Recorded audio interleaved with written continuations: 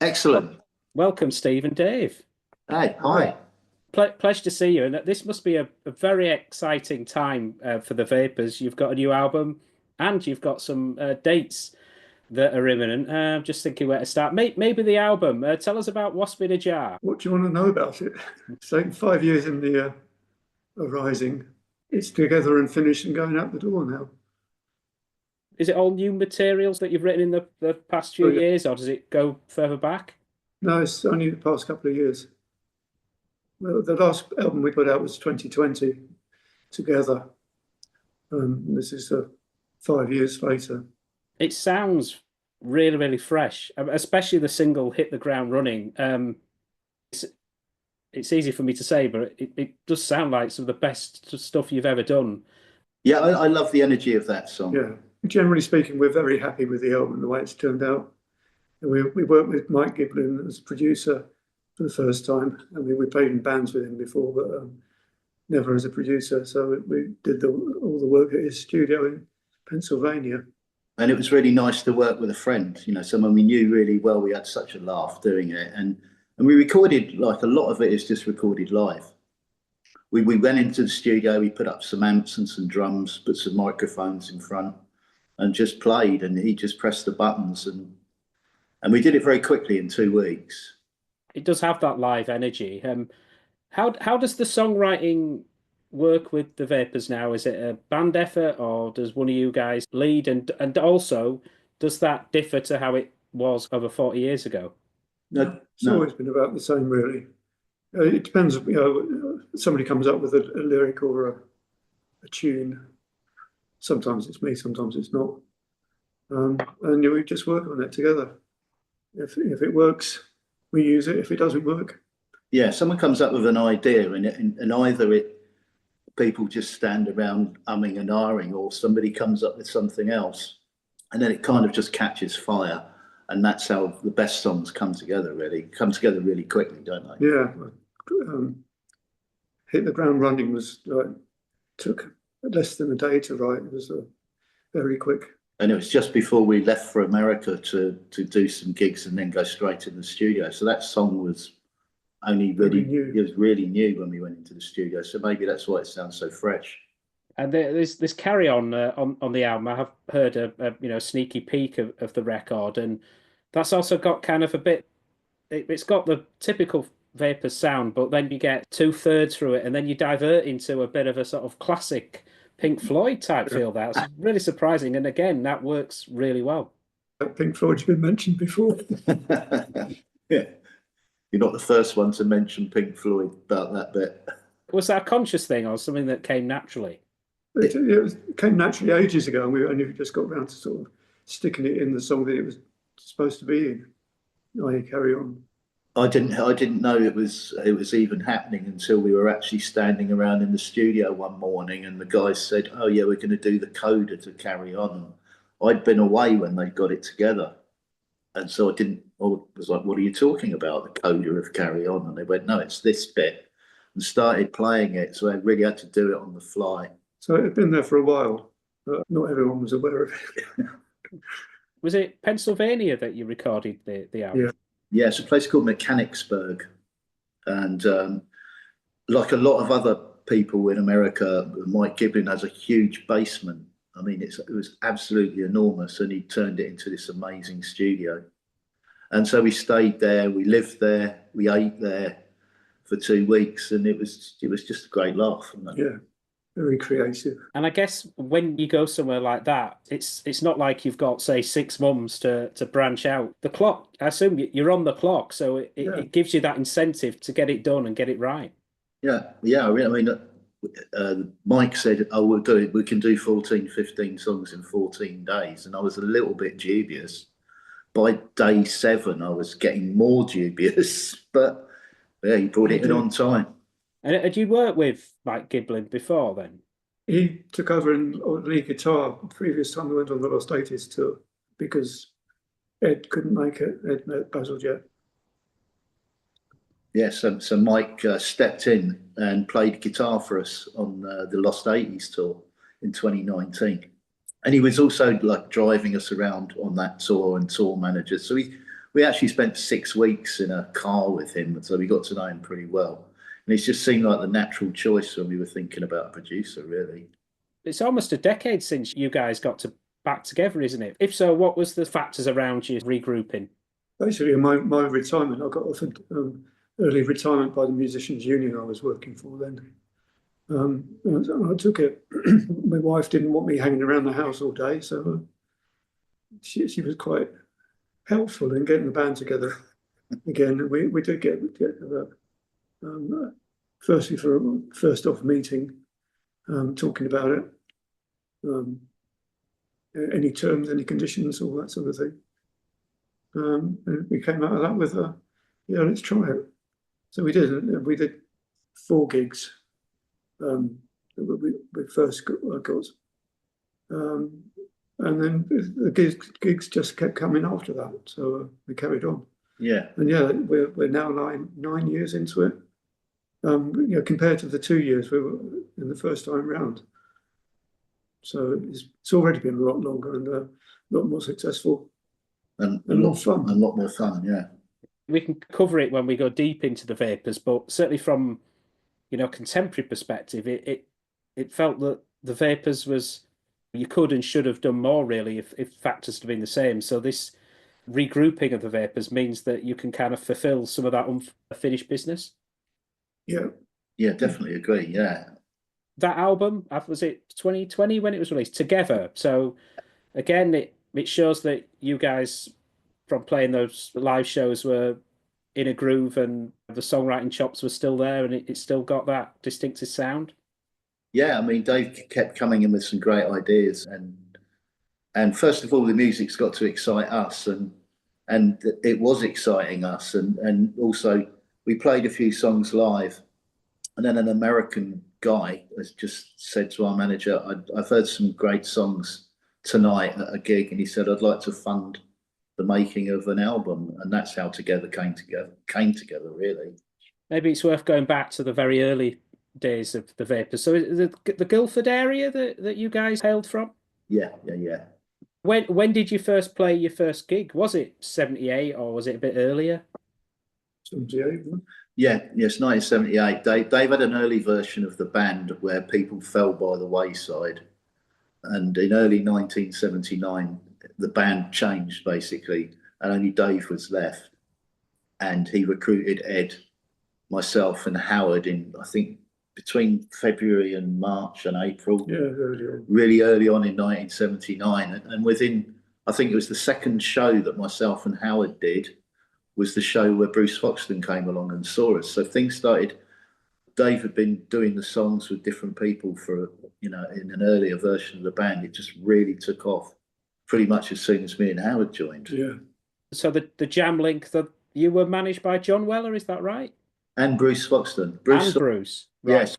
Bruce saw us initially, and he offered us some gigs supporting, opening for the jam, which we obviously said yes to. They went really well. John Weller had seen us then and got interested, and then he came down to see us at a gig at the Royal Hotel in Guildford. And then John Weller said, yeah, I want to manage you with Bruce. We'll do it between us. And that's when things really, really, really took off. So he was getting dates in London, which we couldn't get ourselves. And we also tied in with a John Peel session that we did get for ourselves, which was quite good. Timing was just everything. We were playing a lot of times in London. So it was really, really buzzing about then, early 78, 79. I think we actually signed a contract in November 79 with United Artists. And Prisoners was the debut 45, wasn't it? Yeah. It's a similar thing for the jam, really. There was that impetus from punk, but punk in a way was a little bit limiting in terms of some of the aspects of it. And you've always had that sort of melodic core that sort of reached back a little bit to bands like The Who, I guess. By those sorts of... Yeah. That sort of music. Well, I've grown up on 60s music, so the Small Faces, Beatles, Stones, are the obvious examples. In fact, the first band I ever saw was the Beatles. Not many people can say that. It's a long time ago. I was only 10, but yeah, it really impressed me. And that's what made me want to be a musician and play in the band and write songs to screaming girls. Yeah, I mean, I grew up in the 60s as well, and we have this, me and Dave have very, very similar influences, because it was just what was popular when we were growing up. Really. Yeah. You guys went on the Setting Suns tour with the Jam, didn't you? Yeah. Yeah. We've just been talking about that just now, in fact, about how we were massive water pistol fights with the Jam at every motorway services. Very sadly, Rick Buckler has passed away. Do you have any memories of him in particular? Well, the water pistol fights on the tour, really. And also we were on stage at one of the gigs, and when we came off stage, everything in our dressing room was stuck on the ceiling of the dressing room, all our clothes, just everything. So we got them back by putting a lot of talcum powder on Rick's drum heads. So when he hit the drums at the beginning of the set, there's this big cloud of talcum powder. Rick was a good practical joker, so he really saw the funny side of it. And then the second single, what's more to be said about that? I mean, there's been a lot written about or misunderstood or the interpretations of that song. Can you describe the genesis of that and some of the inspirations from it musically and lyrical, Turning Japanese? It always was an innocent song about love and loss. The guy sitting in his bedroom, which sort of feels like a cell, sitting on his bed with a photograph. That's all he's got, and she signed it, and he's looking at that. He said, "I love you," and I wrote, "Me too." It's simple. That was as simple as that. When we go to America, we end up finding out that they think it's about some English phrase that it isn't, and that just sort of took over. Well, I think it was one of the very first interviews that you did in America. The guy, one of his first questions was, so turning Japanese is like English slang for masturbation. And I remember looking at him and going, I have never, ever heard that phrase used in that context, ever. I've no idea what you're talking about.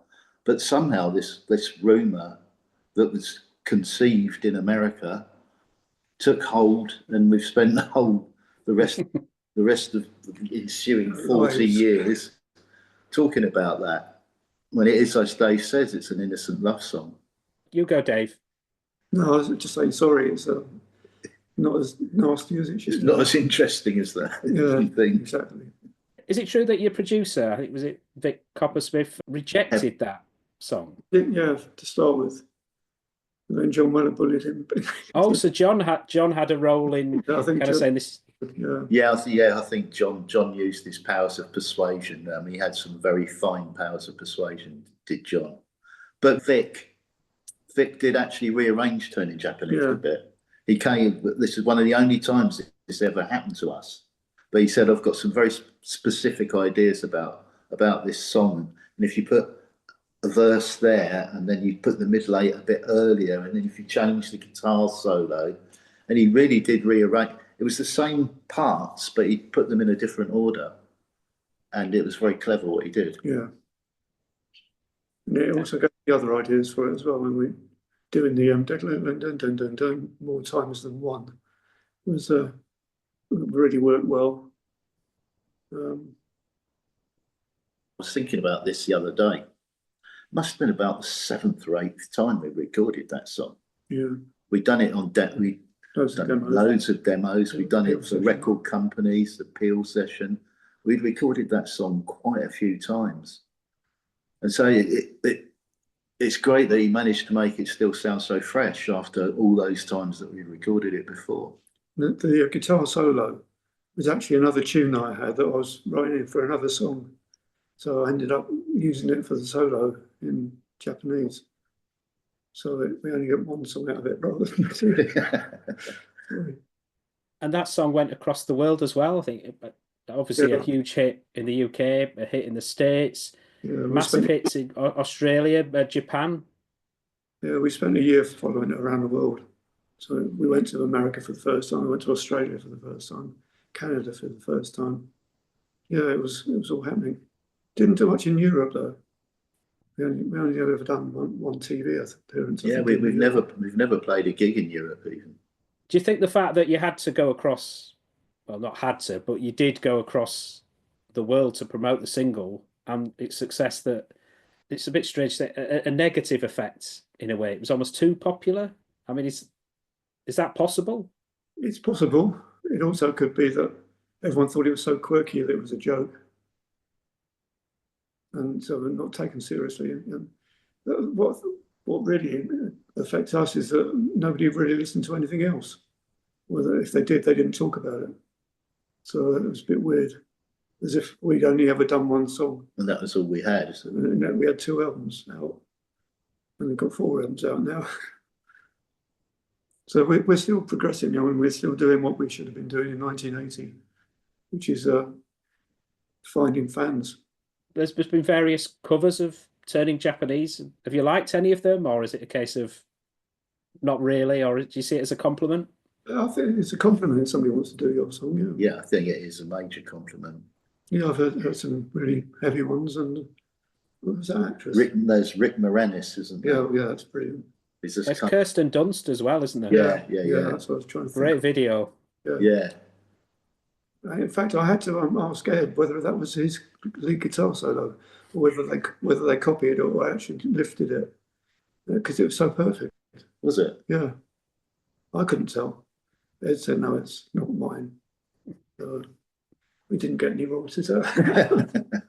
So how did you approach the album Nuclear Days then, in terms of assembling the material? Was it just stuff that you were playing live? Yeah. It was already there. The first album was all there. News at 10, I think, was the follow-up to Turning Japanese, also on that album, and it said that there was a strike around that time that might have impacted the single. Is that correct? Yeah, definitely. Yeah, the musicians union members went on strike at the Top of the Pops and the BBC employees, which meant that the Top of the Pops was off air quite a while, actually, quite a few weeks. Yeah, more than 1 week. It just coincided with when we had the highest new entry in the charts, which would on Top of the Pops programming have meant we would have been on that show because we were highest new entry, and it didn't happen because there was no Top of the Pops. And always when you were on Top of the Pops, you went up in the charts for sure. But the following week, so far as everyone knew, we were doing Turning Japanese for 3 or 4 weeks that was in the charts then, and nothing else afterwards because that disappeared. A lot's been said about the process for an artist's second album. The cliche is you have quite a number of years to write the songs for the first album, and then you've got a few weeks for the second album. Was that the case for you guys? It was rather, yeah. I think we did all right in terms of what we actually put on the album, but yes, it was a lot more. We got back off tour and they said, well, we put you in the studio next for the second album. We started thinking about what should be in the second album by then. We had a fair few songs then. Or bits of songs. Yeah, bits of songs. But it gave us an opportunity to try things out in the studio as well, with Dave Tickle, who did the second album. In particular, was the dance one. Spiders, yeah. That was fun to work on in the studio. That didn't have an existence before we went in. I mean, it was just our experimentation and playing around with it with Tickle's help. We got a song that was totally different to anything we'd ever done before, not only in terms of the writing, but just how it came together. Different range of lyrical themes, everything from Jim Jones to I think there was some songs related to the police, or there was a song related to the police on there. So you had a range of topics covered on that record. Magnets? Yeah, and also the Kennedy assassination. Did you think you had enough support from your record company for that album because it didn't get the success that it deserved? Well, we signed to United Artists, so it was a nice little label with half a dozen bands that you would have heard of: Buzzcocks, Stranglers, Fisher's Head, Dr. Feelgood. Right, I said Buzzcocks. No. Yeah.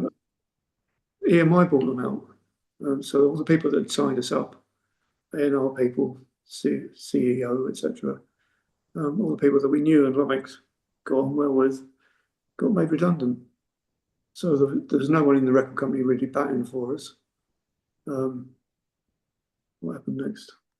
Oh yeah, the day that the follow-up to Turning Japanese came out, we went into EMI's studio, into EMI's offices to find out what, whether it was going out in the shops and what the sales were like and all that sort of stuff. And the A&R man, head of A&R, didn't even know that we put a single out.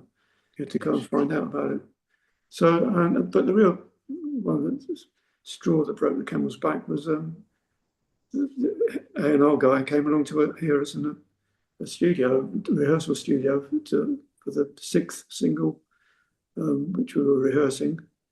He came along, said, "Brilliant chaps, nice one," took us to the pub and bought us a few drinks and a sandwich, and went back and cancelled the studio time without even telling us. We found out from our managers a couple of days later. We would have been in the studio that weekend. It was all booked, and it got cancelled at the last minute. I think it got cancelled on Thursday night when we went due in on the Saturday. So that was really the straw that broke the camel's back. There was just no help from the record company at all. We were a very small fish in a very big pond.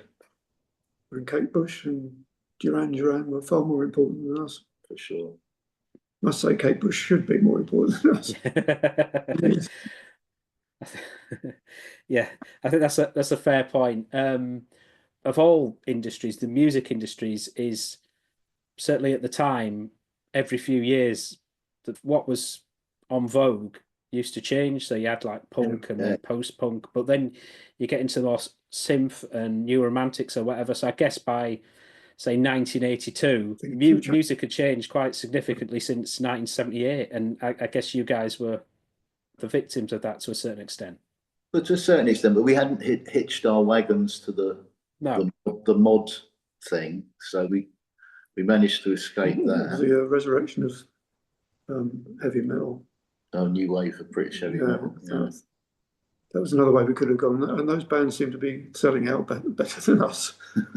but I don't really like that music very much. That's probably why we didn't go in that direction. So you guys split ultimately. I think it's known what you did after Dave in terms of going into legal perspective. But do you want to both say what you did afterwards? Because it's quite a shift from being a professional musician to working out what you're going to do. Well, I carried on playing in various bands, which did one of my bands did 3 John Peel sessions and almost got over the line. But then I went into sound engineering and did a lot of live touring, doing different various bands. And I did that for 25 years, basically, until we started doing the band again. So Dave, you remained in the industry, but from a legal perspective. Yeah, I was already qualified as a solicitor, which is an attorney in this country. So the bottom line was, I tried. I wanted to get a record deal, I wanted to be in the band. So I got my qualifications, and then took a year out to see what I could do. Unfortunately, within that year, I sort of got a record deal for the band and got a publishing deal and so on, management. So I spent the next 15 to 20 years doing music, sound engineering, a bit like Steve, other bands, and it didn't actually go back to law until basically halfway through my career when I was with my wife, wanted to have a family and so on.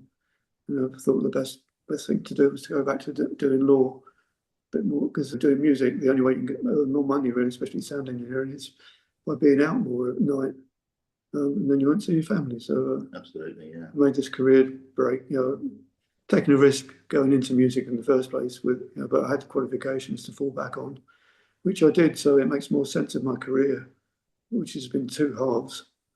Otherwise, if I hadn't gone back to law, it would have been pointless having a degree and having the qualification. At least I used it for the last 20 years. So it made sense to have a legal career as well. And it's only when I took early retirement in 2016 that we now gone back to the music career and enjoying it, frankly. Don't have to worry about money, don't have to worry about anything really. I haven't got a record company on my arse. Before we go, I wanted to ask you a song from your Together album, Crazy. Can you tell us about that song in particular? Say about it. Crazy don't seem crazy anymore. Is it a love song, or is it kind of much broader themes? It's a love song. It's like people saying it's proving them wrong. So she's not, we've made it work. I mean, it's as much about me and my wife as about any couple. You've got quite a string of live dates here in the UK, which are imminent, haven't you? So the first show is on the 7th of March in Brighton, and then you've got dates until 23rd of March at the Hope and Anchor, and then you've also got a festival date in Scarborough after that, don't you? The Punk Festival, that should be fun. And then we've got 10 dates playing with Big Country, which I think that's going to be a lot of fun too. And then we go to America, 22 dates on the Lost 80s tour. So we're looking forward to that as well, because the weather would be nicer than here. Yeah, we like the Lost 80s tour. It's like open air shows, sunshine. It's really good fun. Maybe that's one of the themes. You guys just seem to be producing some of the best music that the Vapors have done. You've had that chance to cover that sort of lost business that you could have had later on in the 1980s, but you don't seem to have that pressure anymore. You're just doing it for the love of it. Yeah, we're just really having fun. Our motto is we're like Spinal Tap. We have a good time all the time. And we're old. We like to be looked after. Having an easy time. But yeah, we're really enjoying it. We're really enjoying it this time round. It's just, we're just really relaxed about the whole thing. We're really in control of everything ourselves, and just makes for a happier life. We've just had so much help getting the album together. Just brilliant. I mean, the fans are really great. It's the first album we crowdfunded. It's just gone so well. Massive support from the fans. Yeah, huge.